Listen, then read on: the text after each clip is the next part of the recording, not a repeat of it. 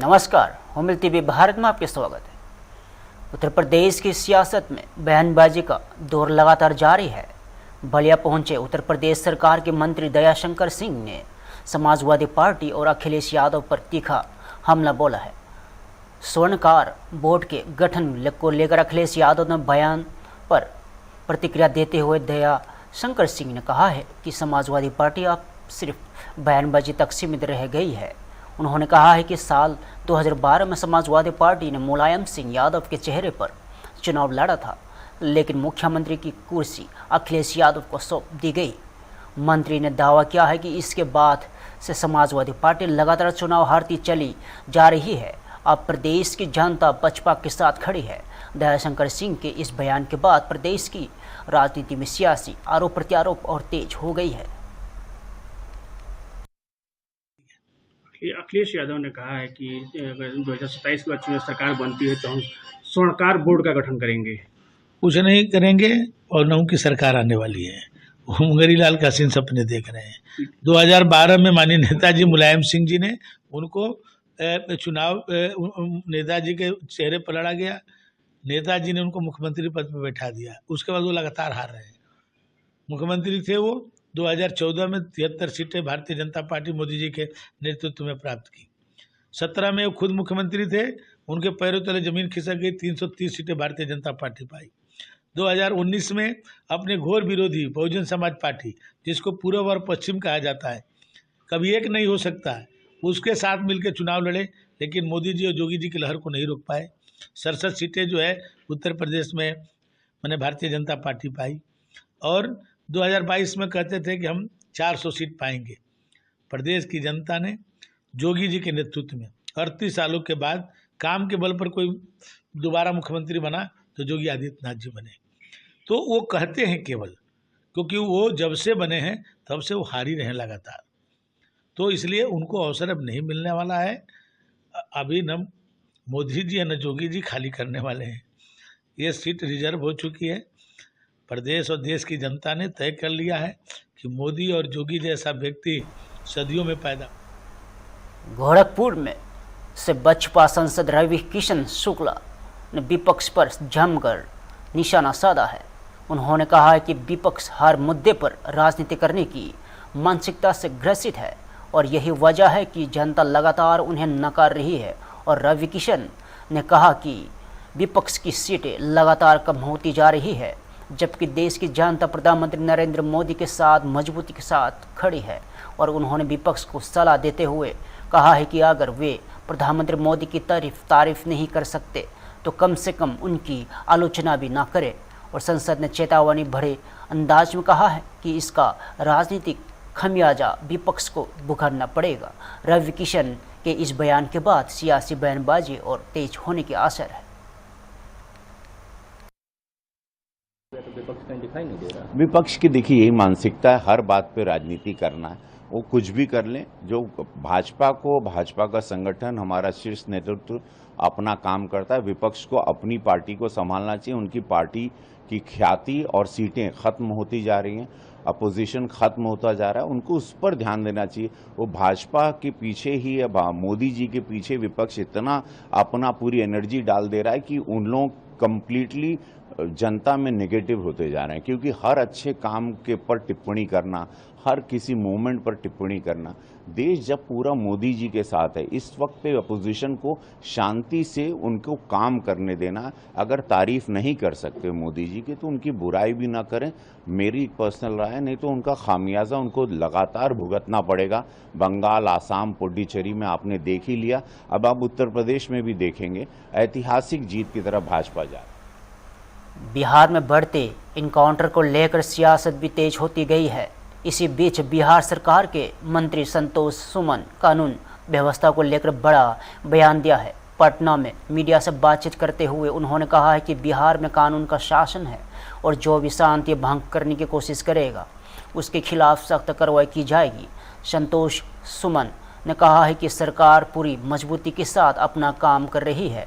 उन्होंने कहा है कि जवाबी कार्रवाई के दौरान इस तरह की घटनाएं होती है और अपराधियों के खिलाफ भी की जा रही कार्रवाई बाकी लोगों के लिए भी एक बड़ा सबक है। मंत्री इस बयान के बाद बिहार में कानून व्यवस्था और पुलिस कार्रवाई को लेकर चर्चा और तेज हो गई है।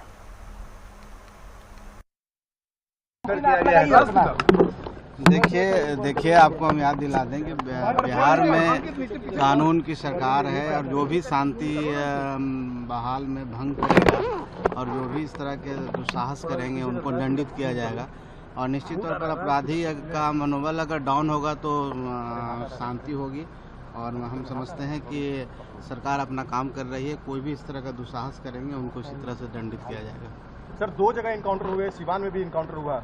एक देखिए जो भी अपराधी होते हैं पुलिस को कानून को नहीं समझते हैं, उनके ऊपर भी गोलियां चला देते हैं। तो निश्चित तौर पर जवाबी कार्रवाई में इस तरह की घटना होती है और हम समझते हैं कि ये कड़ाई ही उन लोग को एक सबक है। आने वाला समय में इस सब चीज़ों में अब कमी पाएंगे। पंजाब के सांसद ने कहा है कि बंगाल और बिहार वाली स्थिति पंजाब में नहीं होने देंगे। अब पता नहीं वो किस कंटेस्ट में कर रहे हैं। पंजाब की जो हालत है सबको पता है और उनके ऊपर तो फिल्म भी बना है और क्या वहाँ पर है। बिहार तो बहुत उनसे अच्छा है। अब वो क्या कहना चाहते हैं भाई, उनकी बात को मैं पूरा नहीं सुना हूँ, इसलिए बहुत ज़्यादा मैं नहीं बोल पाऊँगा।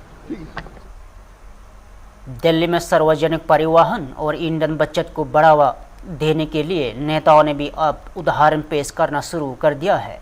सेवा तीर्थ मेट्रो स्टेशन तक पहुँचने के लिए ईवी ऑटो का इस्तेमाल करने पर एनडीएमसी के उपाध्यक्ष कुलजीत सिंह चहल ने प्रधानमंत्री नरेंद्र मोदी के राष्ट्र पहले ईंधन बचाओ संदेश का जिक्र किया और उन्होंने कहा कि वे और भाजपा सांसद मनोज तिवारी ऑटो पुल करके कनेक्ट प्लेस जाएंगे और मेट्रो से सफ़र करेंगे। कुलजीत सिंह चहल ने कहा है कि वे पिछले कई दिनों से मेट्रो और ऑटो का इस्तेमाल कर रहे हैं और इसलिए उन्हें गर्मी जैसी कोई परेशानी महसूस नहीं हो रही है। उन्होंने सार्वजनिक परिवहन का इस्तेमाल करने वाले लोगों का अभिनंदन करते हुए कहा है कि एनडीएमसी ने अपनी बस शटल सेवा भी शुरू की है और ताकि लोगों को बेहतर और सुविधाजनक यात्रा मिल सके। विश्व के सबसे लोकप्रिय नेता देश के माननीय श्री प्रधानमंत्री जी ने जब देश से कॉल करी नेशन फर्स्ट सेफ फ्यूल, तो आज मनोज जी और हमने ऑटो को पूल करते हुए मेट्रो को बाद में पब्लिक ट्रांसपोर्ट को यूज करते हुए अभी हम सीपी जाएंगे क्योंकि एनडीएमसी ने वहां पर जो इलेक्ट्रिकल व्हीकल यूजर्स हैं उनके लिए हमें गर्व है कि हम देश की पहली संस्था है कि इलेक्ट्रिकल व्हीकल यूजर्स के लिए पार्किंग शुल्क में 50% की हम आज रियायत शुरू कर रहे हैं, जिसकी शुरुआत माने सांसद मनोज तिवारी जी के साथ हम करेंगे। और जैसा मनोज जी ने बताया कि जब हम कई दिनों से खुद ऑटो में मेट्रो में घूम रहे हैं, कई बार हम कहते थे कि भाई गाड़ी का एसी ठीक कर लो, गाड़ी तेज कर लो। अभी मैं और मनोज भैया बात कर रहे थे, कोई गर्मी नहीं लग रही हमें, कोई एसी की आवश्यकता नहीं, ठंडी लगने लगी है, हवा झरझर है। तो माननीय प्रधानमंत्री जी ने जो कहा है, जैसे मनोज जी ने कहा कि देश के लिए देशभक्ति और देश सेवा सबसे जरूरी यही है, आने वाली जनरेशन के लिए भी, कि जितना ईंधन बचाएंगे उतना फॉरेन रिजर्व हमारा बचेगा, वातावरण ठीक रहेगा, गर्मी ठीक रहेगी। और आज पूरा देश की 140 करोड़ की जनता माननीय प्रधानमंत्री जी के साथ नेशन फर्स्ट सेफ फ्यूल में साथ खड़ी है।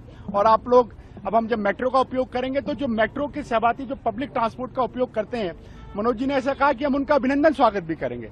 तो ये चीज जो ऑटो पूल हमने शुरुआत करी है, दिल्ली की जनता से भी हम निवेदन करते हैं कि आप ऑटो पूल भी कर सकते हैं। और दिल्ली की माननीय मुख्यमंत्री जी ने एक कॉल दी थी मंडे मेट्रो, तो उस कॉल को लेते हुए मैं और हमारे माननीय सांसद मनोज जी अब आप यहाँ से मेट्रो से चलेंगे, आपका भी अभिनंदन स्वागत है। आइए आप लोग भी। और दिल्ली की जनता से पुनः निवेदन और एनडीएमसी की जनता से कि आप जितना फ्यूल पेट्रोल डीजल सेव कर सकते हैं और बैटरी व्हीकल्स का यूज कर सकते हैं, ऑटो पूल कर सकते हैं। एनडीएमसी इन सब चीजों के लिए हमने अपनी बस शटल सेवा भी शुरू करी है। बस शटल सेवा जो सभी हमारे कर्मचारियों को अपने स्थान से ले रही है, तो इसको हम आगे लेके चलते हैं। धन्यवाद। आइए।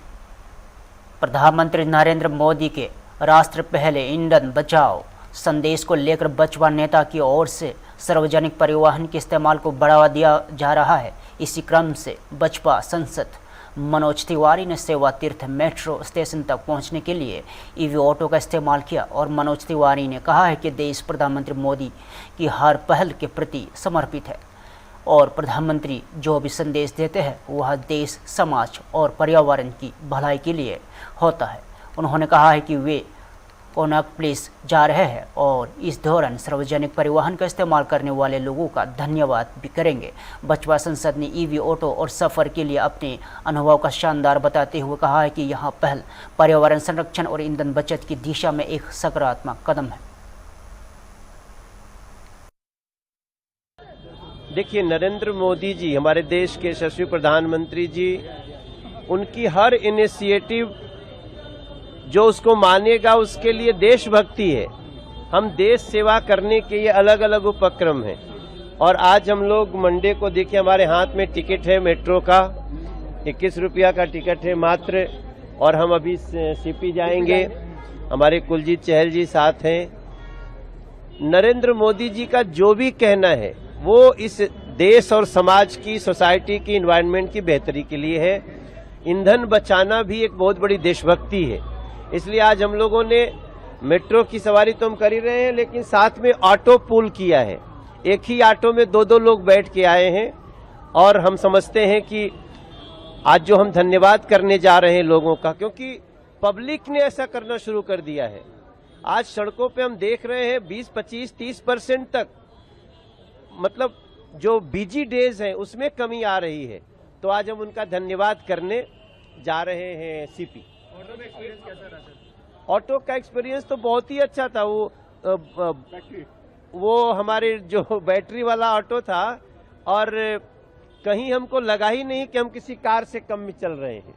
डीजल पेट्रोल की कार से बेहतर है वो ऑटो जो चलता है किससे? बैटरी से चलता है। पश्चिम बंगाल की राजनीति में बयानबाजी एक बार फिर तेज हो गई है। कोलकाता में पश्चिम बंगाल के मंत्री दिलीप घोष ने राज्य की कानून व्यवस्था और सांस्कृतिक माहौल को लेकर बड़ा बयान दिया है। दिलीप घोष ने कहा है कि वे लगातार यहां कहते रहे हैं कि बंगाल की स्थिति जम्मू कश्मीर से भी खराब हो चुकी है। उन्होंने आरोप लगाया है कि राज्य में सरकार और राजनीतिक संस्कृति बदल गई है। मंत्री ने कहा है कि बंगाल की जनता सब कुछ याद रखे हुए है और हर चीज़ का हिसाब होगा। उन्होंने घुसपैठ के मुद्दे पर भी ममता बनर्जी सरकार पर निशाना साधते हुए कहा है कि घुसपैठियों को संरक्षण देना बंगाल की संस्कृति नहीं है। दिलीप घोष ने आरोप लगाया है कि ममता बनर्जी ने बंगाल की संस्कृति को नुकसान पहुंचाया है और उनकी पार्टी उससे सुधारने का काम कर रही है। लेकिन अब जाके हावड़ा और सियालदा नहीं है, यहाँ बंगाल में हर एक स्टेशन बाजार बन चुका है। गंदगी भरी हुई है, महिलाएं, बच्चे, वयस्क, बैठने के लिए जगह नहीं उनके पास। थोड़ा ट्रेन लेट हो गया तो इधर उधर घूमना पड़ता है। बैठने के लिए नीचे भी जगह नहीं, दुकान लगा के कोई खा पी रहा है, सो रहा है, वहाँ घर बना लिया है। सब जानते हुए कुछ नहीं किया है। रेल अपना जगह अपने कब्जा में लेगा और जनता को और सेवा देगा। उसके लिए चाहे रेल, चाहे बंगाल पुलिस, सब उसको मदद करेंगे। पार्क सर का 7 पॉइंट में देखा गया कि स्टोन पत्थर का जो हम लोग देखे थे जम्मू कश्मीर में, वो कलकत्ता में देखा गया, लेकिन पुलिस ने अपना बार बार हम बोलते हैं कि बंगाल का हालत जम्मू कश्मीर से भी खराब है, पता चल रहा है, लेकिन भूल जाना चाहिए, नहीं भूलना चाहिए कि सरकार बदल गया है, कल्चर बदल गया है। वही पार्क साक्षात जहाँ रामनवमी में किसी बस में एक और ओंकार का झंडा था, उसको उतार दिया गया, ये हम भूले नहीं है, सबका हिसाब होगा। और ममता बनर्जी कल सोशल मीडिया पे ट्वीट कर रही हैं, वो कहता रही है ये कल्चर बंगाल का कल्चर नहीं है, जिस तरह से हॉकर को, घरों को तोड़ा जा रहा है। बंगाल का कल्चर है क्या? जहाँ कहाँ बाजार लगा देना, लोगों को घुसपैठियों को बैठा देना, उन्होंने कल्चर को खराब किया है, इसको सुधार रहे हैं। उत्तर प्रदेश में 2027 विधानसभा चुनाव को लेकर राजनीतिक दलों ने अभी से अपनी तैयारियां तेज कर दी गई है और सहारनपुर में कांग्रेस सांसद इमरान मसूद ने कार्यकर्ता सम्मेलन के दौरान पार्टी की रणनीति और मौजूदा आर्थिक हालत को लेकर केंद्र सरकार पर निशाना साधा। इमरान मसूद ने कहा है कि कांग्रेस पूरे प्रदेश में 2027 के चुनाव की तैयारियों में जुटी हुई है और कार्यकर्ताओं को मजबूत करने के लिए लगातार सम्मेलन आयोजित किए जा रहे हैं। उन्होंने महंगाई के मुद्दे पर उठाते हुए कहा है कि देश में लगातार महंगाई बढ़ रही है और अब प्रधानमंत्री नरेंद्र मोदी को भी यहां समझ आने लगा है कि देश एक बड़े आर्थिक संकट की ओर बढ़ रहा है। इमरान मसूद ने दावा किया है कि कांग्रेस नेता राहुल गांधी पिछले 1 साल से इस आर्थिक संकट को लेकर सरकार को आगाह करते रहे हैं। नहीं, कार्यकर्ता सम्मेलन है और पूरे प्रदेश के अंदर हम लोग इसको 2027 को लेकर के तैयारी में लगे हुए हैं। आज general secretary incharge Shri Avinash Pande ji, प्रदेश अध्यक्ष जी और तमाम हमारे जो सीनियर नेता पार्टी के, वो सब यहाँ सेक्रेटरी हमारे सब लोग मौजूद रहेंगे। देखिए, अच्छा है, सरकार नई बनी है और हम लोग, चूँकि हम राहुल जी का निर्देश हमेशा स्पष्ट रहता है कि जो हम वादे करें उन वादों को हम सबसे पहले पूरा करने का काम करें। अच्छा, उत्तर प्रदेश मस्जिदों के लक्ष्य कौन है ये? मैं ऐसे लोगों के बारे में मैं ना सोचता, ना सुनता, ना बात करता। कौन है ये? अच्छा, महंगाई को देखते हुए लगातार आप इस पर बात भी करते हैं। देखिए, महंगाई एक बहुत बड़ा विषय है और चिंताजनक विषय है, और महंगाई लगातार बढ़ रही है। और इसके ऊपर जिस तरह से अब प्रधानमंत्री जी का बयान आया है, तो मुझे लगता है कि शायद प्रधानमंत्री जी की समझ में आया कि एक गंभीर आर्थिक संकट की तरफ लगातार बढ़ रहे हैं, जिसके बारे में लगातार पिछले 1 साल से हमारे नेता राहुल गांधी आगाह कर रहे थे। बिहार के सासाराम रेलवे स्टेशन पर उस समय अफरा तफरी मच गई जब सासाराम पटना पैसेंजर ट्रेन एक कोच में आग लगने की सूचना मिल आई, और हालांकि रेलवे प्रशासन की तत्परता से आग पर तुरंत काबू पा लिया गया और बड़ा हादसा टल गया। ईस्ट सेंट्रल रेलवे के CPRO सरस्वती चंद्र ने जानकारी देते हुए बताया है कि आज सुबह Sasaram Patna passenger train station पर खड़ी थी, तभी एक कोच पर आग लगने की सूचना मिली और रेलवे और दमकल टीम ने तुरंत कार्रवाई करते हुए आग बुझा दी।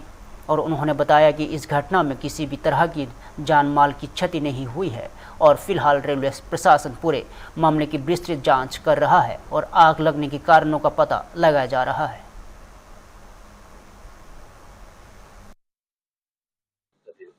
आज सुबह 53-212 सासाराम पटना डाउन पैसेंजर, जो सासाराम में रात में ही स्टेबल थी, प्लेटफॉर्म नंबर 6 पर खड़ी थी, वो आज उसके वहां से चलने का निर्धारित समय 6:45 सुबह था। सुबह 5:30 बजे उसमें कैरेज एंड वैगन के स्टाफ ने सूचना दी स्टेशन मास्टर को, तो उसमें धुआं और थोड़ी आग लगी हुई है एक कोच में, इंजन से 5वां जो कोच था, और उसको हमारे तत्पर रेल कर्मियों ने बड़ी मुस्तैदी से 6:05 पे पूरी तरह डॉज कर दिया उस फायर को।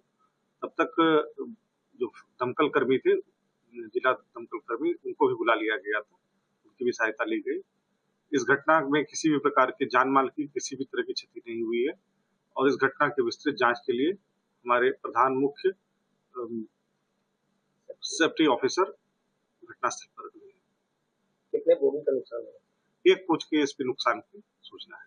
कुछ जान माल की सर किसी तरह के, किसी भी न रेल कर्मी न किसी यात्री की किसी भी तरह की क्षति की, किसी भी तरह घायल होने की भी कोई सूचना है कुछ भी नहीं, क्योंकि वो ब्रेक पहले से ही स्टेबल था और गाड़ी के खुलने में वहां उस समय जिस समय घटना घटी 5:30 बजे, और वहां 6:45 में चूंकि ट्रेन थी, 1.25 घंटे का था और लोकल ट्रेन थी, इसलिए उसमें लोग बैठे भी नहीं हुए। उत्तर प्रदेश की योगी सरकार ने कैबिनेट बैठक में कई बड़े और अहम फैसलों पर मुहर लगाई है। पंचायत चुनाव से पहले सरकार ने OBC आरक्षण को लेकर बड़ा कदम उठाते हुए समर्पित पिछड़ा वर्ग आयोग के गठन को मंजूरी दे दी है, और यहां आयोग पंचायत स्तर पर पिछड़े वर्गों की हिस्सेदारी का अध्ययन करेगा और आरक्षण का नया आधार तैयार करेगा। और इससे पंचायत चुनाव से पहले सरकार का बड़ा सामाजिक और राजनीतिक मास्टर स्ट्रोक माना जा रहा है। और इसके साथ ही राजधानी लखनऊ में मेट्रो विस्तार को भी हरी झंडी मिल गई है। चारबाग में बसंत कुंज तक ईस्ट वेस्ट मेट्रो कॉरिडोर के MOU को मंजूरी दे दी गई है, जिससे शहर के दक्षिणी हिस्से की कनेक्टिविटी और मजबूत होगी। वही आगरा मेट्रो कॉरिडोर 2 के लिए बड़ी भूमि हस्तांतरण और स्टेशन निर्माण प्रस्ताव को भी मंजूरी दी गई है। योगी कैबिनेट के पशु चिकित्सा छात्रों को भी बड़ी राहत दी गई है। वेटरनरी छात्रों की इंटर्नशिप भाटा राशि 4,000 रुपये के 4,000 रुपये से बढ़ाकर 12,000 रुपये कर दी गई है।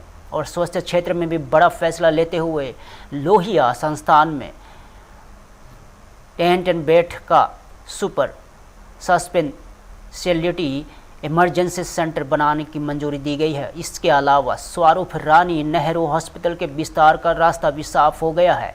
ऊर्जा और शिक्षा क्षेत्र में भी अहम प्रस्ताव पास हुए हैं और मिर्जापुर पुलिंग उपकेंद्र और ट्रांसमिशन लाइन निर्माण को मंजूरी मिली है। वहीं मिर्जापुर में सरदार पटेल एक्सप्रेस यूनिवर्सिटी की स्थापना का रास्ता भी साफ हो गया है।